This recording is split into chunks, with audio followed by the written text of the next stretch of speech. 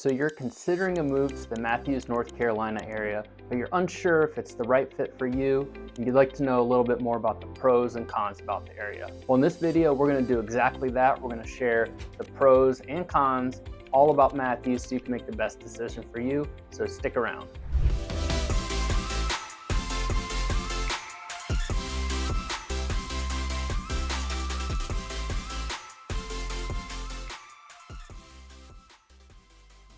Before we jump in, if you'd like to know everything there is to know about the Charlotte, South Charlotte areas just like Matthews, make sure you like and subscribe to the channel so you'll be the first to know as new videos are shared every single week.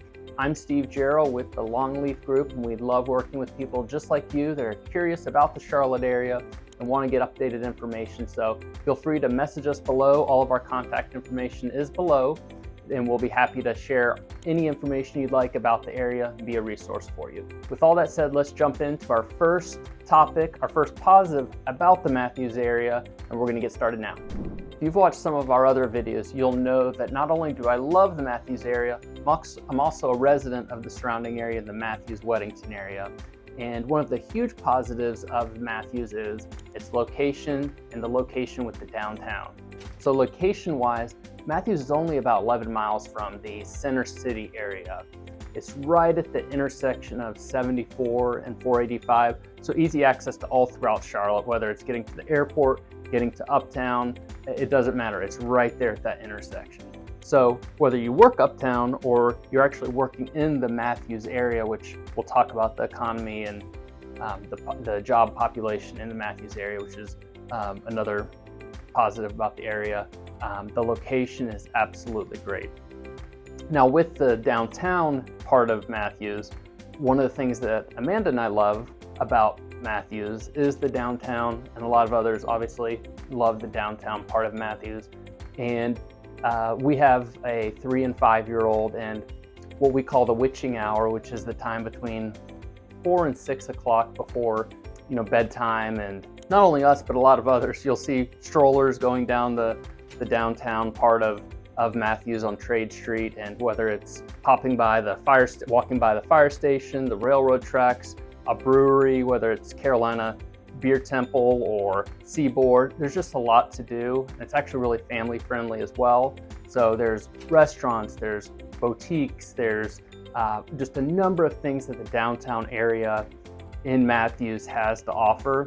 And it's one of those areas where a lot of preservation of the brick buildings and just that aesthetic that's really cool, and it has a lot going on, whether it's from the coffee shops in the morning to nice dinners at night and everything in between. So the downtown, the location are absolutely positives and draws for people that end up making the move to the Matthews area.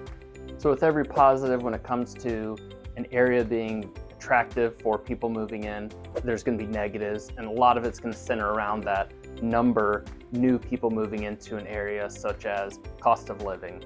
If you look at the cost of living on a national scale, 100 being that average price point or cost of living, I should say, across the board, Matthews comes in from the last census at 107% of the national average of cost of living.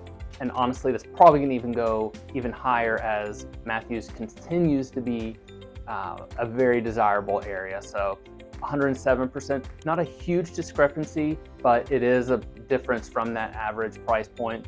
Even the cost of rent in the Matthews area is higher than the national average of a 2-bedroom rental, which if you look at the national average is $1,400. In Matthews, it would be comparing that to the national average would be $1,600 a month. And looking at from the time frame when that was actually reported to now, that discrepancy has gotten even more so than that by quite a bit. So the cost of living from rent perspective is definitely something that's higher than the average. Even comparing home prices in the Matthews area to the national average, there's a large discrepancy there as well, comparing a $235,000 average price across the country to Matthews, which according to the last census was $365,000. That's definitely higher as well in the Matthews area. So prices continue to appreciate, which is a great thing, but we got to talk about the negatives. So the price points, we're not even going to talk about in detail, which is the inventory level in Matthews and the greater Charlotte area. So higher price points, lower inventory is a negative, but if you can get a home in the Matthews area, find the right home, buy it, hold on to it for long term because it's going to continue to appreciate. Jumping back to the positives of the Matthews area would definitely be the schools and education in Matthews, which if you look at the number of schools, there's 18 schools in the greater Matthews area, which remember, Matthews is not Charlotte, it's its own town. Matthews is between the Center City and Monroe part of its own city, south of Matthews area. So 18 schools, highly ranked schools within the Matthews borders, and within the education, the demographics of the Matthews area, there's, of the residents, 54% have a undergraduate or graduate degree post-secondary school, and 95% of the population have a high school education or above. So just more information about the demographics of the current residents in the Matthews area. So we have to talk about it because it happens everywhere, but crime in the Matthews area does take place, but it's actually below the national average for both violent crime and property-related crime.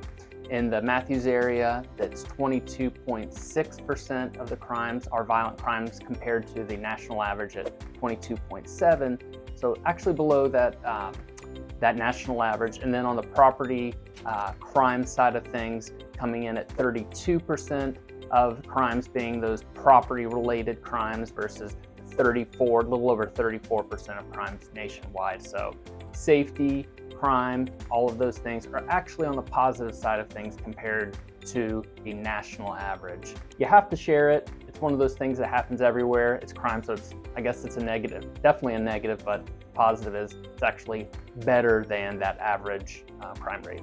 So with the growth in the single family homes, townhomes, development in general in the Matthews area, which is a big positive, also comes with the downside of congestion, traffic, just additional people in the area that are flocking to the area for obvious reasons. But rush hour, the morning, afternoons, there's absolutely congestion that takes place throughout the Matthews area. I mentioned earlier, it's at the intersection of 74, 285, whether it's riding through Trade Street through downtown Matthews. It could be Matthews Township Road, some of those main arteries of Matthews.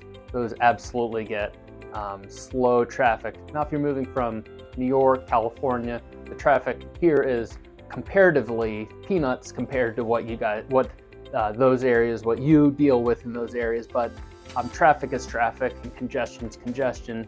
And Matthews has exploded in population. It's going to continue to grow as new developments pop up, as well as new residents move into the area. So downside, when you live in a popular area, the congestion is going to creep up, as well as new construction, widening of roads, and things to accommodate for the growth in the area.